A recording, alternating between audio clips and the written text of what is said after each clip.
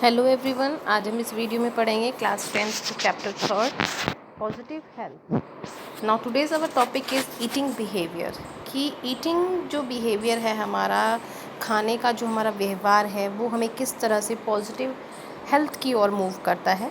Human beings seem to have lost the ability to monitor our own bodies in order to maintain health.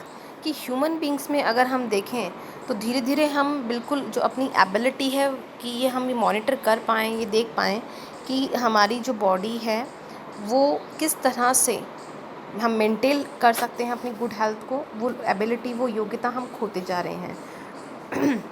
We refuse to understand our own bodies signal and tend instead to follow the advice of doctor और the media. यानी आज का जो युग है उसमें अगर हम देखें तो जो हमारी बॉडी हमें सिग्नल दे रही है कि ये चीज़ मुझे नहीं खानी है, ओबेसिटी मुझे हो गई है, एसिडिटी मुझे हो गई है, लेकिन हम लोग जो हैं अपनी बॉडी की नहीं सुनते हैं, हम एडवाइस लेते हैं डॉक्टर्स की या मीडिया की। यानी जो हमें ऐड दिए जाते हैं टीवी के ऊपर, वो जो हमें कहते हैं कि आप ये मेडिसिन खाइए आपको ये होगा, ये मेडिसिन खाइए आप ये होगा। So we can be used or we can be trust more than our body to the media and the doctors.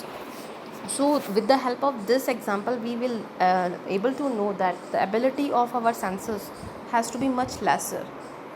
Sometimes over jealous parents, कई बार जो over jealous parents होते हैं force infant and small children, वो छोटे बच्चों को बहुत force करते हैं खाने के लिए to eat because it's feeding time.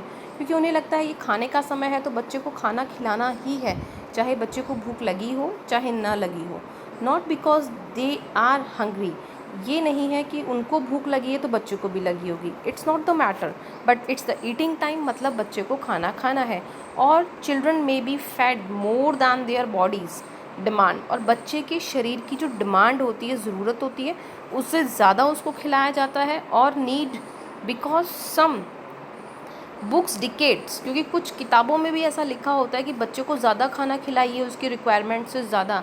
As a result, उस रिज़ल्ट क्या होता है, परिणाम क्या होता है, चिल्ड्रन में grow up ignoring important body signals. तो उससे क्या होता है कि हमारी बॉडी जो हमें सिग्नल देती है वो धीरे धीरे बच्चा इग्नोर करना शुरू करता है।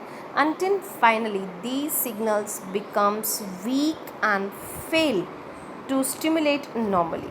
और फिर ये बॉडी सिग्नल्स जो हैं धीरे धीरे बॉडी देना बंद कर देती है और हमारी बॉडी जो है वो स्टिमुलेट करती है normally. People then either eat fast too much और टू लिटिल। लोग जो हैं या तो बहुत ज़्यादा खा लेते हैं या बहुत कम खाते हैं, as in the case of some young figure conscious girls जो होती हैं वो ये चाहती हैं कि वो बिल्कुल ही नहीं खाएं क्योंकि उनका फिगर मेंटेन रहना चाहिए। या कुछ लोग बहुत ज़्यादा खा लेते हैं and fail to eat the precise amount of food required by the body, या हम कहें कि हम बहुत ज़्यादा अपनी बॉडी की जो लिमिट्स हैं उससे ज़्यादा खा लेते हैं। However if we change our attitudes, लेकिन अगर हम अपना इस तरह का जो रवैया है उसे बदलते हैं and learn to trust our own body, और हम ये सीख लेते हैं कि किस तरह से हमें अपने शरीर पे विश्वास करना है, जो सिग्नल्स हमें दिए जा रहे हैं बॉडी के through, we can have proper nourishment. तो उस सिग्नल के थ्रू हम प्रॉपर नरिशमेंट अपनी बॉडी का कर सकते हैं in the correct amounts and दस enjoy good health.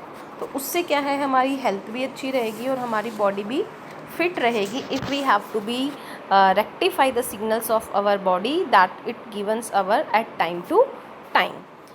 Expectations and responsibility, क्या अपेक्षाएं हैं और क्या जिम्मेदारियां हैं। By instinct most parent love and care for their children, हर माता पिता अपने बच्चे की केयर करता है, वो उससे प्रेम करता है। येट फिर भी very often their expectation and ambitions put too much pressure on the children, लेकिन फिर भी पेरेंट्स की जो अपेक्षाएं होती हैं बच्चों के लिए वो बहुत ज़्यादा होती हैं और उसके लिए वो बच्चों पे प्रेशर बनाते हैं। When children can not reach the level of their parents ambition. यानी एक टारगेट बच्चे को दिया जाता है कि तुम्हें अपनी लाइफ में ये करना है, बच्चे से नहीं पूछा जाता है कि उसे अपने लाइफ में क्या अचीव करना है। तो जब पेरेंट्स की जो एम्बिशन बच्चे के ऊपर थोपी जाती है और बच्चा उस लेवल तक, पेरेंट्स की उस एम्बिशन के लेवल तक नहीं पहुंच पाता है, they can suffer from the tremendous frustration and stress. तो उस समय बच्चा जो है वो फ्रस्ट्रेट हो जाता है, स्ट्रेस में आ जाता है।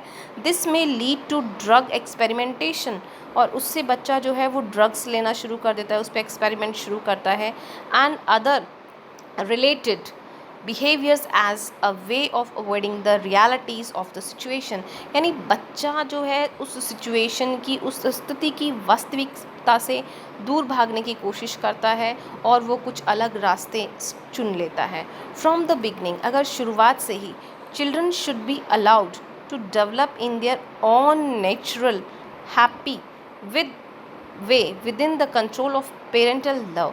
यानी हमें बच्चे को प्यार करना चाहिए, बहुत अच्छी बात है, लेकिन अपने एम्बिशंस, जो सपने हम नहीं पूरे कर पाए, उन सपनों को बच्चों के ऊपर नहीं थोपना चाहिए।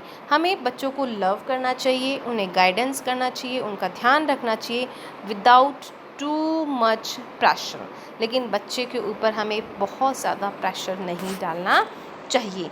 A change of some conventional parental attitudes may help to prevent many cases of drug dependence and other adolescent problems। कि कई बार पेरेंट्स जो अपने एटीट्यूड्स के थ्रू बच्चों पे जो प्रेशर बनाते हैं, उससे बच्चे जो हैं वो एक किशोर अवस्था की जो सबसे बड़ी समस्याएं होती हैं, ड्रग डिपेंडेंस, उनके ऊपर बच्चे मूव कर जाते हैं। वी शुड ऑल्सो अंडरस्टैंड, हमें ये भी समझना चाहिए आवर पेरेंटल रिस्पॉन्सिबिलिटीज, माता पिता होने के साथ साथ हमारी क्या जिम्मेदारियां हैं टू द वर्ल्ड एनवायरनमेंट। ये जो संसार है, ये जो वातावरण है, इसके प्रति हमारी क्या जिम्मेदारियां हैं। Remember that the living space of this world is limited, कि इस संसार में रहने के जो स्थान है वो बहुत ही लिमिटेड हैं, and we must have enough space for our future generation to live happily. और हमारे पास बहुत ही कम स्पेस है जिससे कि हमारी आने वाली जो पीढ़ियां हैं वो खुशी खुशी रह सकें। टू अचीव दैट एम, और उस एम को अचीव करने के लिए वी मस्ट प्रैक्टिसाइज फैमिली प्लानिंग। तो उसके लिए हमें जो परिवार नियोजन है उसे यूज़ करना चाहिए, and limit the birth rate by having only 1 or 2 child. और उसके लिए हमें सिर्फ 1 या 2 बच्चे ही अपने फैमिली में प्लान करने चाहिए पर couple. Between each birth there should be a gap of 3 or 4 years, और दोनों बच्चों के बीच में कम से कम 3 से 4 साल का गैप होना चाहिए, so that each child is not deprived for the right to sufficient parental love. ताकि दोनों बच्चों को पेरेंट्स का जो लव है वो इक्वली मिले, सफिशिएंट मिले। Family planning really means family welfare. परिवार नियोजन का मतलब है परिवार की सुरक्षा, परिवार की भलाई। As it helps to keep women healthy, और इससे महिलाएं भी स्वस्थ रहती हैं। Enough to contribute a happy home environment. और जब हमारे घर की महिला खुश है, हैप्पी है, तो आप यकीन मानिए कि घर का जो माहौल है वो भी हैप्पी होता है।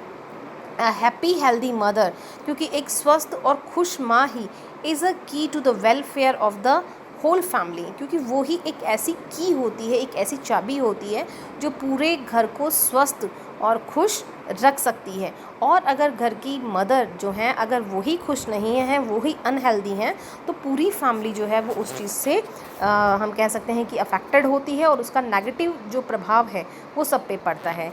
The mind is most important in maintenance of positive health. दिमाग जो है वो हमारी सकारात्मक स्वास्थ्य के लिए बहुत ज़रूरी है, बहुत महत्वपूर्ण है। To develop a healthy mind, और एक स्वस्थ दिमाग को विकसित करने के लिए इट इज़ इम्पॉर्टेंट, ये बहुत ज़रूरी हो जाता है to learn to relax properly, कि हम आराम जो है वो बिल्कुल रिलैक्स होके करें। And to develop way to deal with day to day stress, यानी जो हमारे दिन हर रोज़ हमें जो स्ट्रेस मिलता है, जब भी हम रिलैक्स करें उस स्ट्रेस को हम साइड में रखें। यानी ऐसा ना हो कि जब हम सो रहे हैं, हम आराम कर रहे हैं, उस समय भी हमारे दिमाग के अंदर जो है वो स्ट्रेस मूव अप कर रहा है। मैनी डिजीज़, क्योंकि कई सारी ऐसी बीमारियां हैं जैसे कि हाई ब्लड प्रेशर है, हार्ट प्रॉब्लम्स हैं, are thought to be related to stress, क्योंकि ब्लड प्रेशर है, हार्ट प्रॉब्लम्स हैं, ये दोनों ही बीमारियां ऐसी हैं जो कि स्ट्रेस से जुड़ी हुई हैं, चिंता से जुड़ी हुई हैं। अगर हमारे दिमाग में स्ट्रेस है तो ये दोनों ही बीमारियां हमें हो सकती हैं। सो बाय यूजिंग रिलैक्सेशन टेक्निक्स, तो हम जब रिलैक्सेशन टेक्निक्स का इस्तेमाल करते हैं, यू मे अवॉइड, तो आपको मैनी जो हेल्थ प्रॉब्लम्स होती हैं वो हम अवॉइड कर देते हैं। हाउएवर, फिर भी when we enjoy good health, जब भी हम अच्छी स्वास्थ्य को इंजॉय करते हैं, डिजीज़ में ऑकर, बीमारियां हो सकती हैं। अकॉर्डिंग टू इंटरनेशनल स्टैटिस्टिक्स, कि जो अंतर्राष्ट्रीय जो आंकड़े हैं उनके अनुसार देखें कि हम अगर स्वस्थ हैं तो भी हमें बीमारी हो सकती है। Each people is at risk of becoming sick, क्योंकि हर व्यक्ति को बीमार होने का रिस्क होता है, इंजर्ड होने का रिस्क होता है, about twice year on average, यानी एक साल में 2 बार, ये एवरेज निकाला गया है, ये आंकड़ा निकाला गया है इंटरनेशनल स्टैटिस्टिक्स का, कि एक व्यक्ति जो है एक साल में 2 बार अवश्य बीमार होता है। वो इंजर भी हो सकता है, उसे चोट भी लग सकती है, बट इट इज़ इम्पॉर्टेंट, ये महत्वपूर्ण है, to deal with any sickness, कि हम किसी भी बीमारी को डील करें, या कोई चोट हमें लग गई है तो in a realistic and intelligent way without panic, यानी पैनिक नहीं होना है। अगर हम बीमार हो जाते हैं या हमें चोट लग जाती है तो बिल्कुल भी हमें हफड़ा तपड़ी नहीं मचानी है। Knowledge of the body should help you to manage an emergency situation, और अगर हमें अपनी बॉडी की नॉलेज है, ज्ञान है, तो वो हमें हमारी एमरजेंसी सिचुएशन में उभरने के लिए हेल्प करती है। Before contacting a doctor, doctor के को कॉन्टैक्ट करने से पहले, for proper medical management when necessary, तो हमारे पास में पूरा फर्स्ट एड किट होना चाहिए कि अगर ऐसी सिचुएशन आ जाती है, so on that situation what we can do before moving to the doctor, यानी डॉक्टर के पास जाने से पहले हमें क्या फर्स्ट एड लेना चाहिए वो हमें नॉलेज होना चाहिए, that should be aware regarding our body. Any medications or drugs such as antibiotics or a strong painkiller need to be monitored by a doctor or other qualified person in the health profession, कि कोई भी medicine हम जो ले रहे हैं, कोई भी मेडिसिन ऐसी है या कोई दवाई ऐसी है जो कि एंटीबायोटिक है या कोई स्ट्रॉन्ग पेन किलर है जो हम ले रहे हैं, वो अगर आपको किसी डॉक्टर ने रिकमेंड की है या किसी क्वालिफाइड पर्सन ने की है जो कि हेल्थ प्रोफेशन में काम करता है, तो ही आपको उन दवाइयों का इस्तेमाल करना चाहिए। Otherwise it is too risky for you that you have to be use such type of antibiotics and painkillers in your life. So students, I hope that you have to be understand this your chapter. Here is your chapter is complete.